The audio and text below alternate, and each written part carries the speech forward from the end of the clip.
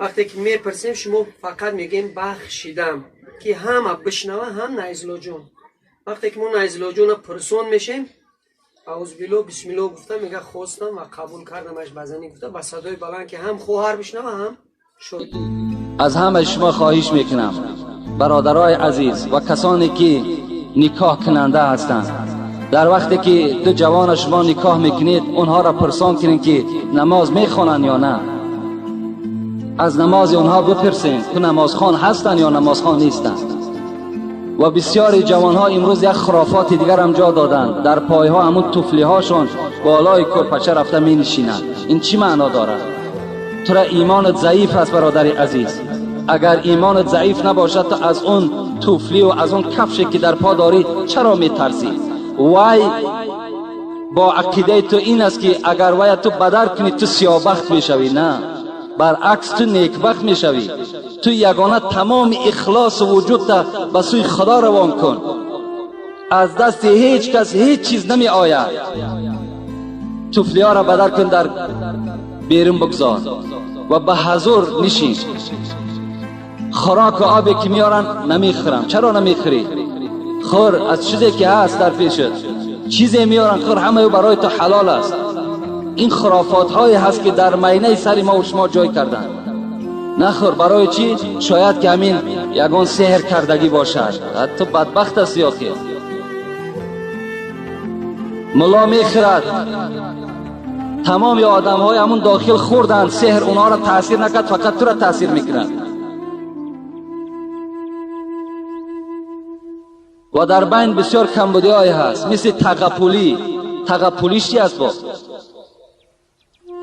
وقتی اگر شما رو پرو نکاح کنین دیگر تغه در اینجا لازم نمی شود. رو پرو نکاح کنین تا که صدای زن مرد شنود و صدای مرد زن شنود. این از قاعده نکاح. باز یک خراجات کمتر می شود. این بد است. یا سرجلب روان میکنین، بیم بسش کنین آخه. همین شرط است که همین یک برادر را پوست کنیم، تمام آن چیزی که دارد همش تله و تاراج کنیم. بالای کرپه یک مرد که دیگر ششدگی است با کرپه را میفرارد، با وی هم پول دادن در کار. همین رحم است، همین انصاف است.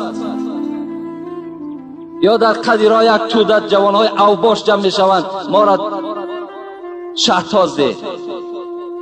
همه این باور کنین در غصب داخل میشه. همه این غارت است. وای نمیخواهد. کی میخواهد که تغپولی دهد؟ کی میخواهد سرجلب دهد؟ هیچ کس نمیخواهد. باز قطعی همون شرطنامه میکنی 10 سوم و 20 سوم، تو 10 سوم و 40 سوم.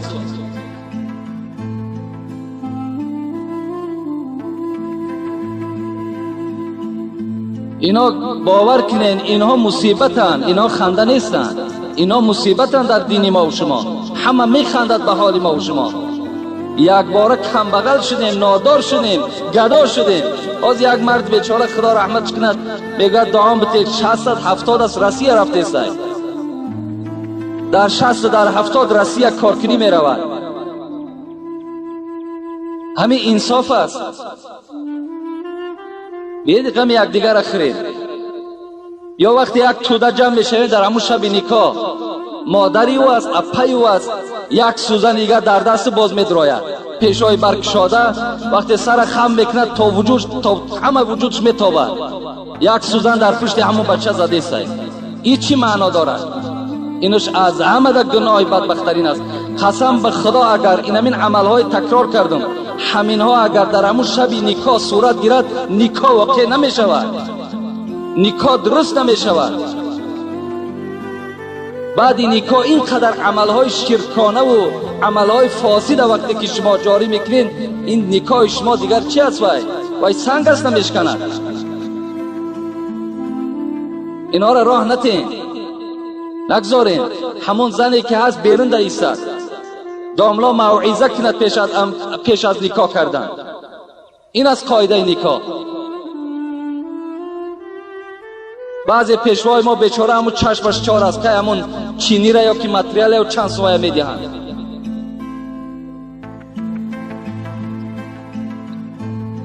السلام علیکم داملا. من یک خواهر اسلامی شما آیا شب نکاح ما می توانیم که همراه دوگانه هایم رقص و بازی کنیم در خانه بین خودمان؟ یعنی خواهر اسلامی سوال کردند که شبی که نکاح می شود آیا ما می توانیم که بین خود رقص و بازی کنیم، دف زنی کنیم؟ پیغمبر خدا چی می گوید؟ اعلنوا النکاح وجعلوه فی المسجد واضربوا علیه بالدفوف. این حدیث ترمذی به دست. پیغمبر خدا گفتند شما نکاح ها را آشکار کنید، یعنی نکاح های شما چنان نکاح باشد که آشکار باشد، تمام محله درکدار شوند که در این خانه نکاح است. با دف ها گفت پیغمبر، دف زنید، در همون شب نکاح دف زنید دخترها. و نکاح ها را پیغمبر خدا گفتند که شما در مسجد انجام دهید. این چه توصیه خوبی کردن پیغمبر. امروز ما و شما هم اداره زکس داریم، می روند جوانای ما و شما همون شیشه ها را کشاده میکنند، خب همون خده های هستند می بردارند. به مراد چی؟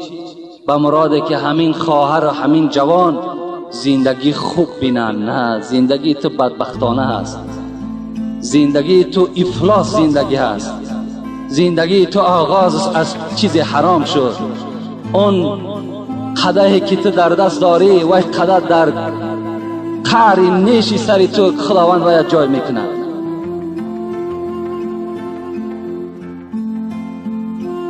پیغمبر خدا میگوید شما در مسجد نکاح کنید. مسجد، وقتی مسجد که آمد اینجا یک توده دخترها که جمع شد، داملا چیزی میگوید که تمام آنها گوش میاندازند که نکاح چی ماهیت دارد، عاقبت نکاح چی هست.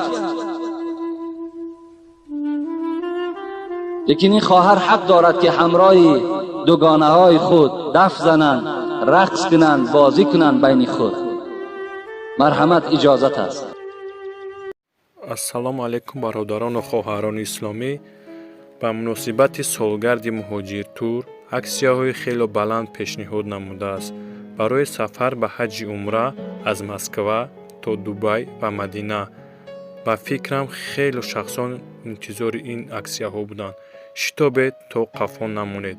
телефонҳо барои тамос дар рӯи экран ва агар аз номи канали мо роҳи фарду муроҷиат намоед боз арзонтар хоҳанд кард. аллоҳ нигаҳбонатон бошад.